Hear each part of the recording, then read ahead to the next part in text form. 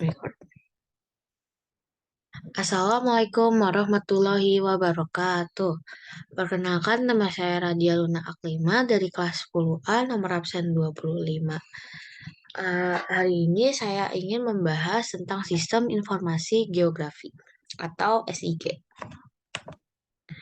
Nah, untuk topik hari ini yang pertama ada pengertian SIG, lalu dilanjutkan dengan komponen SIG, lalu data SIG, dan subsistem SIG, lalu ada analisis SIG, dan yang terakhir ada pemanfaatan SIG.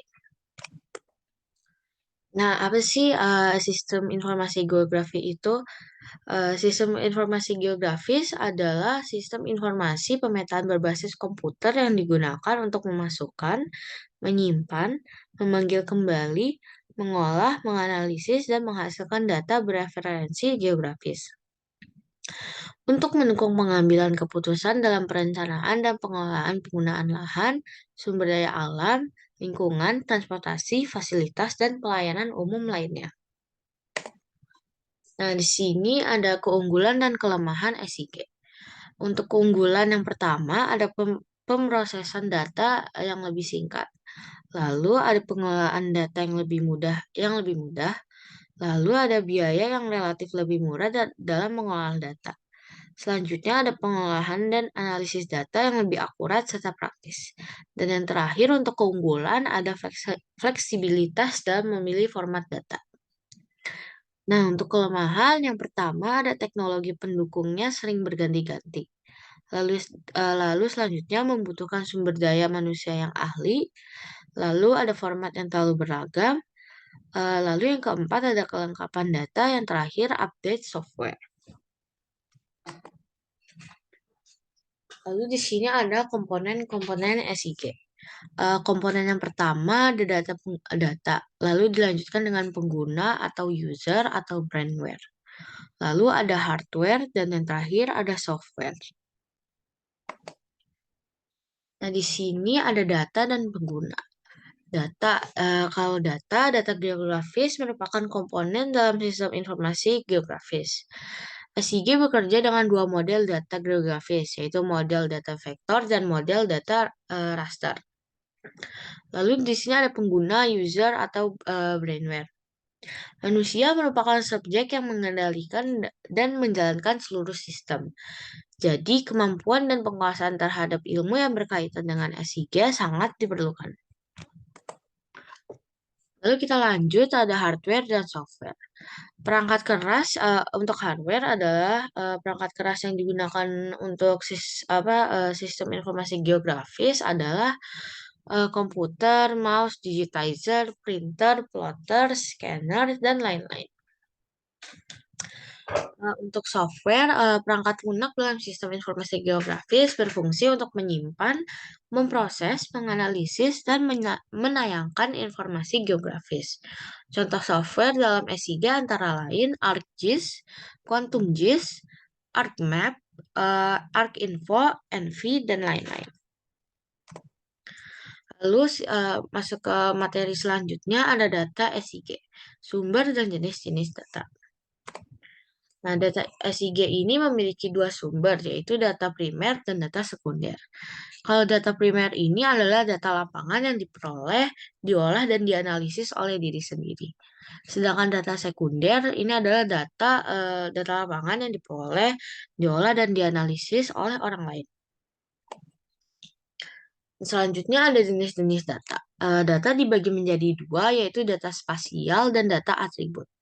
Untuk data spasial dibagi menjadi dua, yaitu raster dan vektor. Untuk raster, dia pixel based, sedangkan vektor dia polygon based. Dan untuk data atribut, data atribut adalah data table di dalam data SIG. Nah, selanjutnya ada subsistem SIG. Yang pertama ada tahap pemasukan data atau input. Dalam tahap ini data yang dapat diolah SIG yaitu berupa data spasial yang mempunyai keterangan posisi geografis, dimensi atau ukuran, dan berupa karakteristik objek alam atau buatan manusia di permukaan bumi. Lalu ada tahap pengolahan data. Tahap pengolahan data ini bertujuan menyiapkan data yang dapat diolah lebih lanjut pada tahap selanjutnya. Ada pemodelan dilakukan, yang pertama ada pemodelan dilakukan dengan membuat konsep analisis untuk mendapat informasi baru. Nah, lalu yang kedua, pemodelan memperlakukan data untuk analisis sesuai keinginan pengguna. Lalu ada yang ketiga yaitu tahap manipulasi atau analisis data. Pada tahap manipulasi dan analisis data terjadi proses pembentukan peta baru yang telah diolah secara manual atau digital. Dan yang terakhir tahap keluaran data atau output. Pada tahap ini pemberian layout peta dan penataan data yang dihasilkan merupakan kegiatan pada tahap keluaran data. Data yang telah diolah melalui proses analisis SIG akan menghasilkan informasi spesial baru. Lalu selanjutnya ada analisis SIG, overlay, buffer, networking, 3D, dan nearest neighbor. Nah, yang pertama ada analisis overlay. Analisis overlay atau tumpang tindih adalah menggabungkan minimal 2 peta atau lebih sehingga menjadi peta yang baru. Contohnya ada daerah yang rawan longsor adalah daerah yang memiliki kemiringan yang tinggi dan curah hujan yang tinggi. Sehingga wilayah dengan kondisi seperti di atas akan memiliki tingkat kerawanan yang paling tinggi. Lalu selanjutnya ada analisis buffer. Analisis buffering atau penyangga dilakukan untuk melihat jangkauan atau range dari suatu objek. Biasanya berupa objek titik ataupun garis. Nah, di sini ada contohnya. Peta di sebelah kiri menunjukkan jangkauan dari objek yang berbentuk titik atau polypoint. Sementara peta di sebelah kanan menunjukkan jangkauan dari objek yang berbentuk garis atau polyline. Nah, selanjutnya ada analisis networking. Analisis jaringan atau network ini berguna untuk menganalisis suatu jaringan. Analisis networking sendiri ada 5 jenis. Untuk contohnya di samping ini ini menggunakan analisis yang bernama point-to-point analysis. Di sini untuk yang pertama ada analisis networking point-to-point analysis. Analisis ini digunakan untuk mengetahui rute paling optimal dengan mempertimbangkan 3 hal, yaitu destinasi terdekat, rute terpendek, dan rute tercepat. Untuk selanjutnya ada analisis networking finding coverage analysis. Analisis ini banyak digunakan untuk kebutuhan bisnis dan pelayanan publik. Sebagai contoh, kita bisa mengetahui apakah dalam bisnis kita terdapat pasar yang belum tercoverage oleh bisnis kita. Sehingga ke depannya untuk mengetahui lokasi ideal untuk ekspansi bisnis kita ke depannya. Lalu selanjutnya ada analisis networking optimized fleet analysis. Tujuan dari analisis jaringan ini adalah untuk menemukan rute yang paling efisien untuk pengiriman, perbaikan, transit, atau semua jenis layanan armada. Misalnya, rute terbaik untuk kurir yang mengirim banyak barang dalam sekali perjalanan.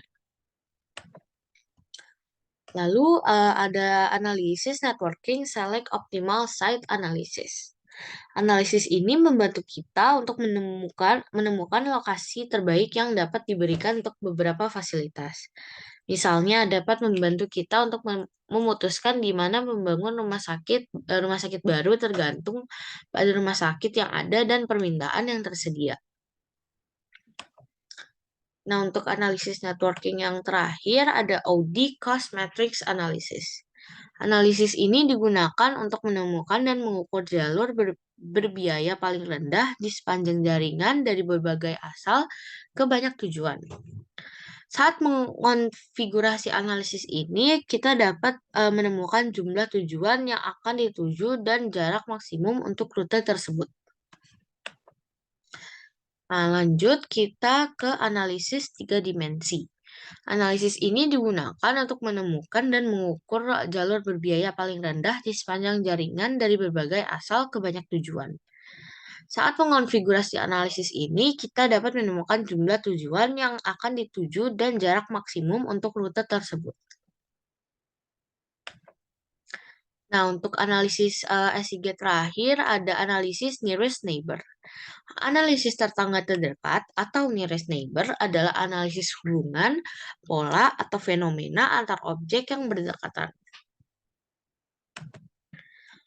Nah, untuk materi terakhir kita ada pemanfaatan SIG. Pemanfaatan SIG dalam bidang transportasi, sumber daya alam, lingkungan, kesehatan, kebencanaan, dan pendidikan. Nah, untuk pemanfaatan SIG yang pertama ada di bidang transportasi. Yang pertama ada pembangunan sarana dan prasarana transportasi baik darat, laut, maupun udara. Lalu yang kedua ada penentuan jalur alternatif untuk mengurai kemacetan. Lalu kedua ada inventarisasi sumber daya alam. Yang pertama ada inventarisasi sumber daya hutan, yang kedua ada inventarisasi sumber daya tambang, lalu yang terakhir ada pemantauan dan inventarisasi sumber daya lahan. Lalu selanjutnya di bidang lingkungan. Yang pertama ada pembuatan peta perencanaan dan implementasi kebijakan di bidang lingkungan, seperti peta pajak dan keperdagangan karbon. Lalu yang kedua ada penyedia berbagai data tentang kondisi lingkungan.